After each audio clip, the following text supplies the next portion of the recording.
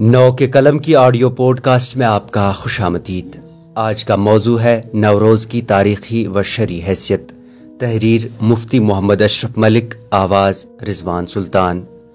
نوروز نیا دن ایرانی سال نو کا نام ہے، جسے فارسیوں کا نیا سال بھی کہا جاتا ہے۔ عربی میں اسے نیروز کہا جاتا ہے۔ نوروز موسم بہار کے آغاز کی علامت ہے۔ یہ ایرانی تقویم کے پہلے مہینے فرور دین کا پہلا دن ہوتا ہے۔ یہ عموماً 21 مارچ یا اس سے پچھلے یا اگلے دن منایا جاتا ہے۔ سورج کے خط استوا کو عبور کرنے اور دن اور رات برابر ہونے کے لمحے کو ہر سال شمار کیا جاتا ہے۔ جشن نوروز کے موجد فارسیوں کے قدیم بادشاہوں میں سے جمشید نامی بادشاہ ہے۔ نوروز فارسی سال کا پہلا دن کہلاتا ہے اور یہ جشن اسی مناسبت سے منایا جاتا ہے۔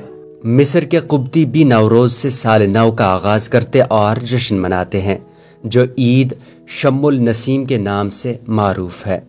امام ذہبی رحمہ اللہ علیہ اپنے رسالہ الخسیس بہل الخمیس میں لکھتے ہیں کہ رہا نوروز کا مسئلہ تو اہل مصر نے اس کو منانے میں مبالغہ کیا ہے۔ یہ دن قبطیوں کے سال کا پہلا دن ہے۔ وہ اسے تہوار اور عید کے طور پر مناتے ہیں، جس میں مسلمانوں نے ان کے ساتھ مشابہت اختیار کی ہے۔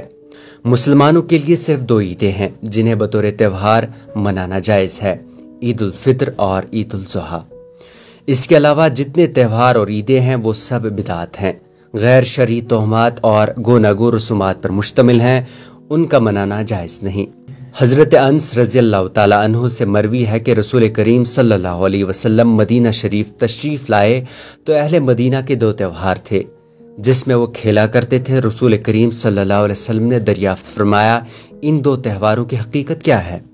اہل مدینہ نے جواب دیا کہ ہم دور جہالت میں ان دو دنوں میں کھیلا کرتے تھے، تو رسول کریم صلی اللہ علیہ وسلم نے فرمایا، بلا شبہ اللہ سبحانہ و تعالیٰ نے ان دو دنوں کے بدلے تمہیں اچھے اور بہتر دو دن دیے ہیں، وہ عید الاضحیٰ اور عید الفطر کے دن ہیں۔ نوروز کا جشن چونکہ جاہلیت کا تہوار ہے جو ما قبل اسلام سے فارسیوں، قبطیوں اور نصارہ میں رائج رہا اور تسلسل سے جاری ہے، اس لیے امت مسلمہ کے لیے اسے منانا اور بھی تاکیدی ممنوع ہو جاتا ہے، کیونکہ اس میں کفار کے ساتھ مشابہت و موافقت ہو جاتی ہے۔ غیر مسلموں کے مذہبی تہوار یا ان کے مذہبی شعائر کی تقریبات میں شرکت تشبہ بالکفار کی وجہ سے سراسر ناجائز ہے۔ احادیث صحیحہ میں کفار و مشرکین، یہود و نصارہ اور مجوس سے تشبہ اور ان کے شعائر کو اپنانے سے سختی کے ساتھ منع کیا گیا۔ حضرت صلی اللہ علیہ وسلم نے ایک حدیث میں فرمایا ہے کہ من تشبہ بقوم فہو منہم، جس نے کسی قوم سے مشابہت اختیار کی وہ انہی میں شمار ہوگا۔ نیز جس طرح شرکیہ امور یا ناجائز امور کا ارتکاب خود ناجائز ہے، اسی طرح اپنے کسی عمل سے ان امور کی تائید و تقویت اور ان امور کے مرتکبین کی رونق بڑھانا بھی ناجائز ہے۔